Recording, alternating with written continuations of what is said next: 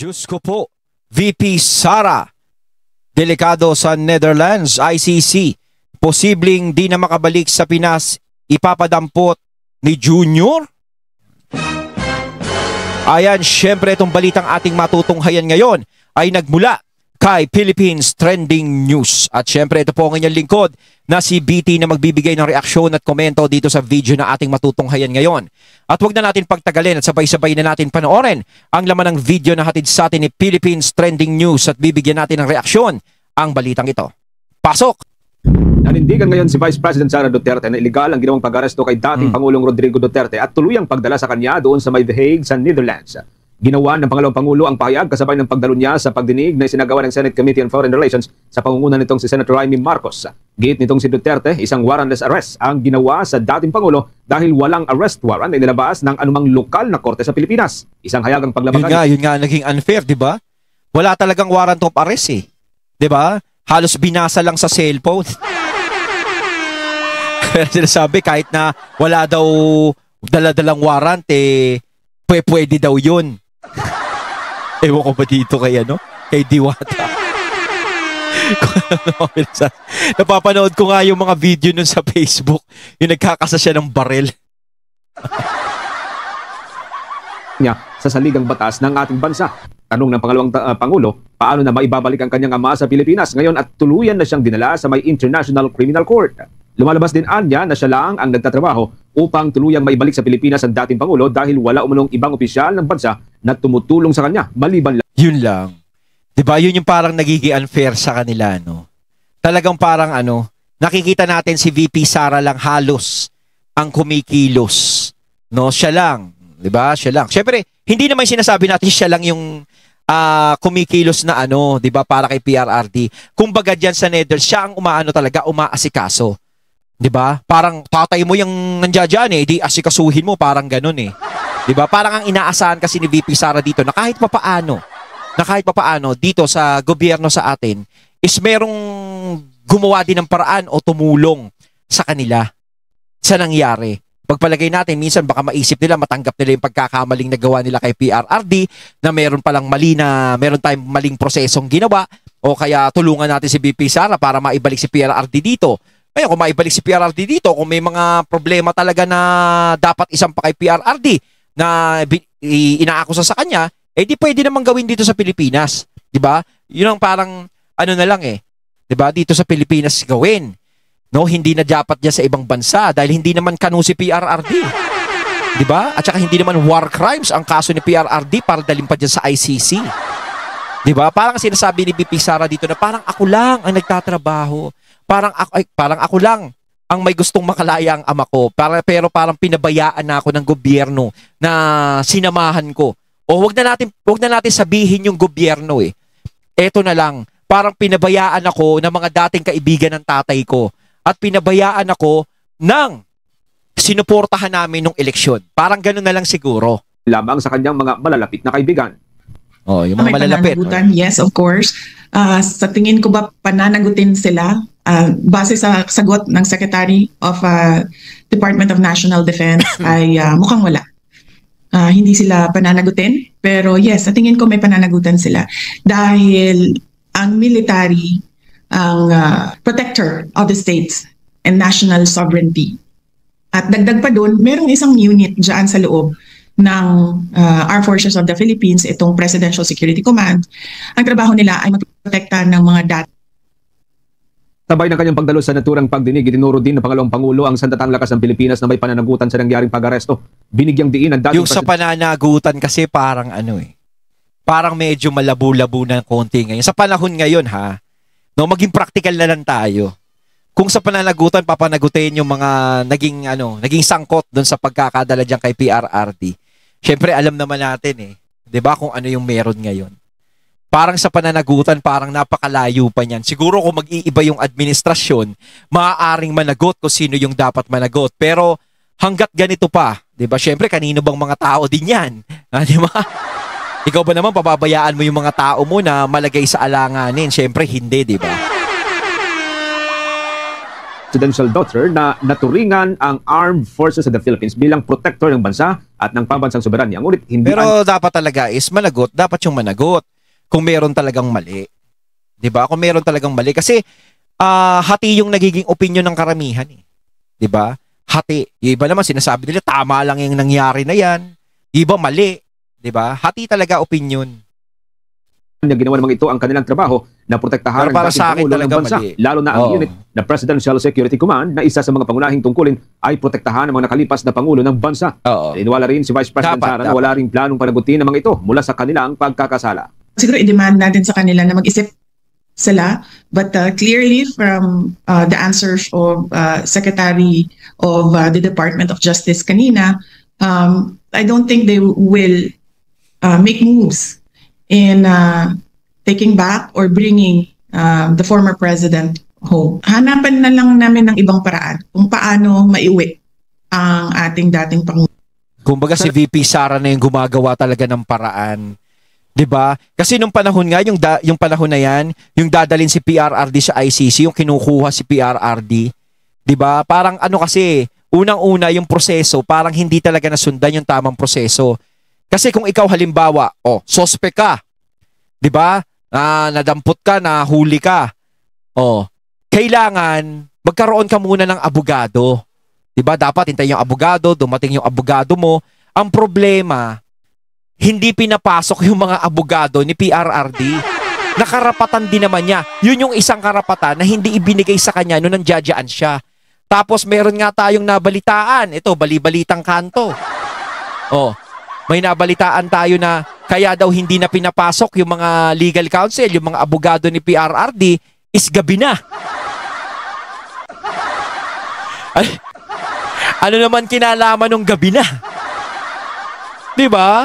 Lalong-lalo na syempre, presidente yan, dating presidente yan.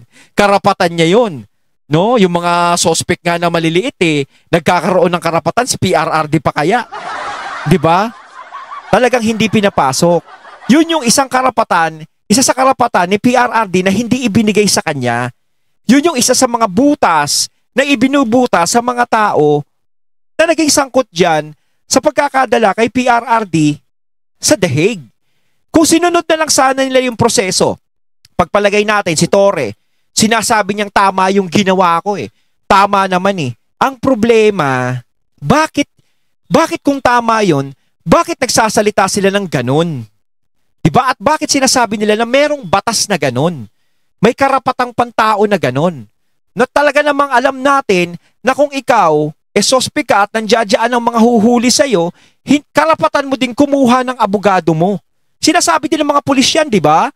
Pagsasabihin nila na, ikaw, inaaresto kita, ganito, ganyan, ganyan, yung binabasahan ka, karapatan mong kumuha ng abogado mo, karapatan mong ganito, ganyan, ganyan. So, bakit hindi nangyari kay PRRD? Kaya yun ang nagiging question, isa sa mga nagiging question, kay General Torre. Di ba? Sana kung ibinigay na lang nila kung ano yung hinihiling, di ba? Wala sanang problema. Di ba? Alam ko naman, alam niyo yung patakaran. Alam niyo yung batas. Kahit gabi o madaling araw yan, wala namang pinipili Lalong-lalo na, dating presidente yan. Sinabi ko nga kanina kung yung mga kriminal nga yung mga kriminal na maliliit, nagkakaroon ng abogado, si PRRD pa kaya? Diba? Sana dinaan na lang kung ano yung proseso dito sa Pilipinas. Sinunod pa rin kahit gustong-gusto siyang kunin ng ICC na Nagmamadali na kayo Hindi pwede yun. Kailangan talaga, kung meron talagang kalakaran na ganyan dito sa Pilipinas, sana sinunod na lang para hindi kayo masyadong nabutasan. Sa naturang pabinakita ang ilang mga video clips na kuha sa mismong pag-aresto kay dating Pangulong Duterte. Kinabibilangan nito ng umano'y pagpupumilit itong si Criminal Investigation and Detection Group Chief Major General Nicolas Torre III na arestuhin ang dating Pangulo habang pinipigilan siya ng mga kasama ng dating Pangulo. Gayunpaman, pinuna naman ng Palasyo Malacanang ang paglabas ng mga video dahil ayon kay Malacanang Press Officer Undersecretary Claire Castro, mistulang kulang ang mga ipinalabas na video. Tinanggalan naan niya ang mga naturang video ng ilang mga clips tulad ng kung papaano hinaras ng grupo ng dating Pangulo ang pulisya. Narito naman ang bahagi ng pahayag ni Undersecretary Claire Castro. Yung video na may mga sound effects pa na para talagang maladrama ang dating. At nais lang po na sana yung gumawa po sana ng video ay hindi po na-cut or na-splice. Napakita rin po sana kung paano naharas ang kapulisan habang isinasagawa po So dito, yung sinasabing nakat, yung video, parang sinasabi dito, yung sinasabi naman ni Torre na siya nga parang sinigawan, minura, parang hinawi. Ganon, yun parang hindi pinapakita sa video. Oh, parang ganon yun, yung sinasabi ni Castro. Ang pag-aaresto o yung pagsiserve ng warrant of arrest. Kasi syempre parang ano mangyayari talaga yung ganung bagay. Aasahan mo talaga yun na magkakaroon ng hawi, masisigawan, mamumura ka. Syempre, biglaan kasi yung nangyari na yan Kumbaga, galing kayo sa biyahe, galing kayong Hong Kong, tapos may sasalubong sa yung ganyan. 'Di ba na hindi mo inaasahan? 'Di ba? Hindi mo inaasahan. So syempre masashock pa 'yan. At isa pa syempre, pinaglalaban nila kahit papaano 'yan. Ayaw nilang ibigay basta-basta. Unang-una syempre sa kaligtasan ni PRRD. 'Yun ang iniisip ng pamilya niya at yung mga taong malapit kay PRRD na nandiyan. Kung nahahawi ka man siguro, kung nahahawi ka man, 'yun yung Yun yung parang dinidepensa lang nila si PRRD na wag nyo munang kunin. Ganito. 'Di ba? Siguro wag nyo munang kunin, idaan muna natin sa kasi kung dinaan sa proseso talaga 'yan, sa tamang proseso, wala namang mangyayaring ganyan Wala sigurong magmumura kay Torre, walang magagalit kay Torre, walang magagalit kay Remulla, wala ganong magagalit kay BBM. Ganun yun Kung dinaan sa tamang proseso, 'di ba? Kung sinunod na lang kung ano yung merong proseso sa atin dito sa Pilipinas, wala sanang problema. No? Hindi naman natin pwedeng sundin na lang kung ano yung patakaran ng ICC. Kung gustong kunin si Tatay Digong, unang-una, hindi sila pwedeng magmadali yung ICC na yan.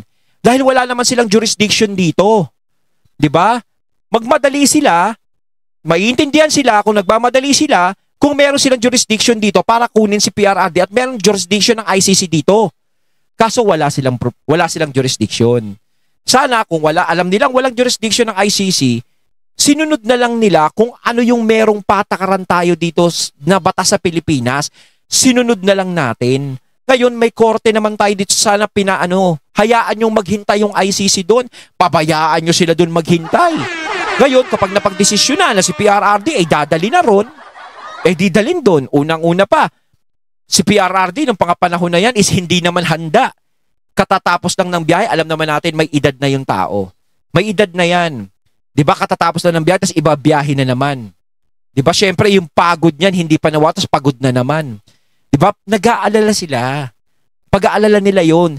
Hindi dahil sa gusto nilang saktan yung mga pulis na humuhuli kay PRRD yung kumukuha. Dahil nag-aalala sila sa kalagayan ni PRRD. At syempre siguro, yung karapatan ni PRRD yung hinihintay nila dyan. 'Di ba? Na hindi nga daw naibigay. Pero kung naibigay nyo yan, wala sanang problema. Hindi sana mangyayari yung ganito kagulo. Kay dating Pangulong Duterte. Sa ating palagay, naging hindi kompleto. No? Yung paglalahad. Umpisa, Hindi naman naiwasan itong si dating Special Assistant to the President, Senator Christopher Go, na punahin ang naturang pagdinig. Anya, bagaman nire-respeto niya ang ginawang investigasyon, ngunit tila mahihirapan ng maibalik sa Pilipinas ang dating Pangulo, kaya't mistulang huli na ang lahat. Kung maibabalik lamang anya ang dating Pangulo dito sa Pilipinas kahit araw-arawin pang isagawa ang pagdinig ng Senado. I respect the initiative of this committee to hold the Senate inquiry. Bagamat nirespeto natin ang pagdinig na ito, sinasabi ko rin po ang aking mga hinanakit na parang too late na po. Walang problema sa akin mag-hearing kahit araw-araw po. Pero tanong, may babalik niyo pa ba si Tatay Digong? Yan ang tinatawag ko na too late, the hero na po. Useless lahat ng hearing na ito kung hindi na po may babalik si Tatay Digong. Kung kaya Sana na lang dito na lang kasi sa Pilipinas 'Di ba? Kung dito na lang sa Pilipinas ginawa yan, hindi sana naging lumabas na masyadong masama yung mga taong naging sangkot dun sa pagkakahuli kay Tatay Digong, pagkakadala sa ICC. 'Di ba? Hindi sana naging ganun kasama yung tingin sa kanila ng tao. No? Kung dito na lang nilitis si PRRD, kung gustong papanagutin ng mga tao na naging biktima ng war on drugs ni PRRD, sana ganun na lang. O paano ba yan? Ganto, kakasuhan ka, ganto, ganyan. Bahala na dito sa Pilipinas. 'Di ba? Ganun na lang sana yung ginawa kung maaabsuelto siya o hindi. 'Di ba? Kasi nga unang-una diyan, wala namang jurisdiction ng ICC. 'Yun ang pinagkakahimutok ng lahat Walang jurisdiction. 'Di ba? Wala silang karapatan na humusga o humatol ng isang taong Pilipino na hindi naman nila tayo hawak. 'Di ba? Si PRRD, tanggap niya naman kung ano yung magiging hatol sa kanya eh. Sinasabi nga ni PRRD, kung siya mahahatulan siya ng firing squad, pwedeng gawin. 'Di ba? Gawin kung yun ang gustong gawin nila. 'Di ba? Tinatanggap niya naman. Sinabi ni PRRD, kung siya mahahatulan, basta dito siya sa Pilipinas, dito siya sa Pilipinas. Tinatanggap niya naman na harapin lahat ng mga kaso na ikinakaso sa kanya. Wala siyang tatakasan. Kasi si PRRD, kung tatakas yan, hindi na babalik yan mula sa Hong Kong. Pwede nang magtago yan eh. Lalong-lalo na alam natin na nabalitaan niya siguro na merong warrant sa kanya dyan at huhulihin o sasalubungin siya dyan sa airport. Sana yun na lang ang pinanghawakan nyo eh. No, alam nyo hindi naman siya tatakbo, hindi siya magtatago. Halos nasa Davao nga lang na siya eh, di ba? At kung ano man ang ikakaso sa kanya, haharapin niya nang hindi niya naman kinatatakutan. O, kaso nga lang, ang naging problema, pinabayaan siya na mapunta sa ibang bansa. Diba? Yun ang nagiging yun ang nagiging problema. Kaya yun ang ikinasira ng mga tao na naging instrumento diyan. Diba?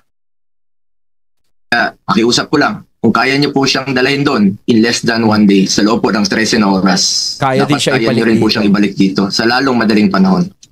Nahon nitong si Senator Go ang naturang pahayag kasabay ng kanyang pagdalo kahapon sa pagdinig ng Senado. Kasama ho sa mga dumalo sina Department of Justice Secretary Jesus Crispin Remulla, Department of Interior and Local Government Secretary John Vic Remulla, Philippine National Police Chief Romel Francisco Marbil, Crime Investigation and Detection Group Chief General Torre at National Security Advisor at dating Duterte appointee Secretary Eduardo Anyo. Samantala, ipinahayag naman ni Vice President Sara Duterte na handa siyang harapin ang anumang arrest warrant mula sa International Criminal Court, ngunit ito ay depende kung ito'y ipatutupad doon sa may The Hague or kung hindi ito sa Pilipinas. Kasunod ito ng mga espekulasyon na kasama siya sa mga posibleng arestuhin ng International Criminal Court at ilang mga... lumabas nga yung pangalan niya, no? Sa Facebook, lumalabas yung pangalan ni VP Sara na isa rin siya sa maa-aresto dyan at dadalhin sa ICC. Aba. Na pangalan ng iba't ibang mga individual. Sa isang virtual press conference sa Netherlands nitong araw ng Huwebes. Parang gusto nyo talaga mawala yung mga Duterte. Paano ba pag si Sara Duterte na ganyan din nadala sa ICC? Meron pa namang pulong tsaka baste. Paano ba yun? Baka mamaya yung dalawa naman ng mga mapagbuntunan, no? Pag yung dalawa na napagbuntunan, matik na. Talagang parang napapag-initan na sila. Talagang gusto na silang mawala. Diba? Talagang gusto mawala. Kasi talagang Duterte kasi talaga, ang threat talaga eh. Sila yung malaking kalaban talaga kung tutusin sa politika dito sa Pilipinas. Kung mataas na posisyon, labanan na mataas na posisyon. 'Di ba? Sila yung pinakamalaking tinik no nadadaanan ng mga kandidato. 'Di ba? Ng mga naghahangad ng mataas na posisyon sa gobyerno. Talagang sila yung malaking harang. Ang hirap pa naman talunin at nakikita naman natin ngayon yung mga tao kung gaano makasuporta sa mga Duterte. 'Di ba? Syempre inisip niya paano natin babanggain 'yan? 'Di ba kung sakaling tumakbo sa eleksyon 'yan? Mananalo 'yan. Yung iba naman kasi wala naman tayong maisip kung sino ang pwedeng tumakbong presidente sa susunod. Yung fit na fit. 'Di ba? Ang nakikita lang natin talaga na gusto ng mga tao at bumalik sa serbisyo uli sa pagiging presidente yung mga Duterte. Dahil nga may napatunayan si PRRD. Sabi nitong si Vice President Duterte na kung ilalabas man ang warrant of arrest habang nasa The Hague siya, hahanap siya ng abogado. Ngunit kung sa Pilipinas ito ilalabasan niya, titignan niya kung ano ang gagawin sa kanya ng gobyerno. Mariin niyang itinanggi ang mga paratang ng self-confessed Davao Death Squad member na si Arturo Las Cañas na siya ang lumikha dito sa tinatawag na Oplan Tukhang noong siya ay vice-alkalde pa at noong naging alkalde ng Davao City. Hinamon rin niya ang kanyang mga akusado na magsampa ng kaso sa korte dito sa Pilipinas. Ang problema na lang natin ay hindi mapigilan yung pag-inom niya ng Coke Zero. Ayun, Coke Zero. Bago ako umalis. Ito yung sinasabi nating hiling ni PRRD. Coke Zero. Yes, binilhan ko siya ng 4 na Coke Zero. Nag-iwan ako doon ng 4 na Coke Zero. Bumili ako para sa kanya at sinabi ko na once a day yan. Kasi ang grocery mo will come sa Wednesday. Ang grocery list mo will come sa Wednesday. Parang naging gamot ni PRRD yung Coke Zero no? Okay yan, iinumin mo yan ngayong araw na to. Tapos bukas, iinumin mo yan. Si PRRD mahilig pa sa soft drinks, no? So, once a day yung 4 na Coke Zero na ginawang gamot no? iwan ko sa'yo. At sabi niya, bakit? Sabi niya, bakit once a day lang ang Coke Zero ko? So, sabi niya, 3 beses daw kumakain araw-araw, breakfast, lunch, dinner. So, at least daw two cans of Coke Zero a day. So, Kailangan araw-araw. Siyempre sa Pilipinas, boring pa dito. Gawin mo lang kaya isang kahon. Kaya pala si PRRD noon sa aeroplano, nung kumakain siya, hinainan siya ng juice. Nilagyan siya ng juice doon sa aeroplano. Kaya pala naghahanap siya, no, wala ba tayong Coke? I know, right? Si PRRD talaga loko eh. No? Talagang kahit ganyan na, oh, kahit ganyan na nangyari kay PRRD, chillax lang siya eh. Siya yung nakikita mo na nakulong na relax lang, chillax lang, nakukuha niya pang magbiro. Kasi iba nga, di ba? Pag nakukulong, yung mga politikong nakukulong, halos hindi mo na maano yung mga pagmumukha nila, halos parang pinagsugpungan na ng langit at lupa eh. Di ba? Pero si PRRD talagang relax lang talaga. Sabi ko sa kanya, okay, babalik naman kasi ako sa Monday kasi meron akong schedule sa'yo. So, 4 yan. Gawin mo na lang 2 bukas, 2 sa Monday. And then, pagdating ko, bilhan na naman kita ng bagong stock mo na... Naku masama din ng Coke Zero. Kahit walang sugar yan, di ba? Parang cancerous ang Coke Zero, di ba? Kasi di ba parang yung ganyan sinasabi. May nagsabi sa akin nun eh. Malakas daw maka-cancer ang Coke Zero. Wala nga siyang sugar pero gano'n naman ang ano. No, dapat kay PRRD medyo yung health dapat medyo ano hinipya pero wala naman tayong magagawa, 'di ba? Si PRRD yan eh. Pag yun ang ginusto niya, no, gusto ko 'to eh. Lalong-lalo na syempre si PRRD is nandiyan. Syempre baka naboboring kaya ito na nga lang libangan ko, tatanggalin niyo pa sa akin. Hindi tinatanggal niyo pa sa akin yung mag-soft drinks. Coke Zero. Yes, and then sabi niya wala namang problema sa Coke Zero eh kasi wala naman itong sugar so wala itong problema sa Binigyan pa ng katwiran eh. So, yes, I know. And then I said na, yes, it doesn't have sugar but it has sugar substitute so we have a problem with carcinogens and then we will deal with cancer. Ayun. Sabi niya, Yun yung sinasabi ko. I have diabetes, I'll deal with cancer when it comes. So, Si PRRD talaga parang ano, no, yung salita niya, no? Bahala na, kung mamatay, mamatay, kung buhay, buhay, parang gano'n eh. So right now, yes. So right now, I'm just keeping him comfortable, letting him, asking him to adjust to the ways inside and asking him to observe the other detainees and how they do things, so that he knows how the system works inside. And then, well, yes, yun lang naman ang ano niya, ang kanyang damit.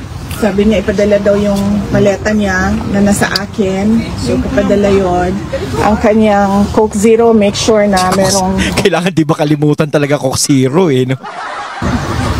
Unlimited supply. Coke Zero. Kung matagal na si PRRD dyan, talagang Coke Zero for life. Para si Coke Zero is life, dapat si PRRD. Dapat maging model.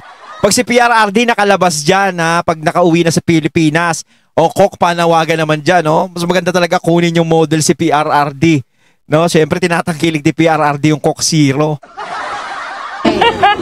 And then... Ayun, at ating natunghayan ng video na nagmula kay Philippines Trending News. At siyempre, natunghayan din natin yung video na yon, yung hiling ni PRRD na Coke Zero kay VP Sara, unlimited supply.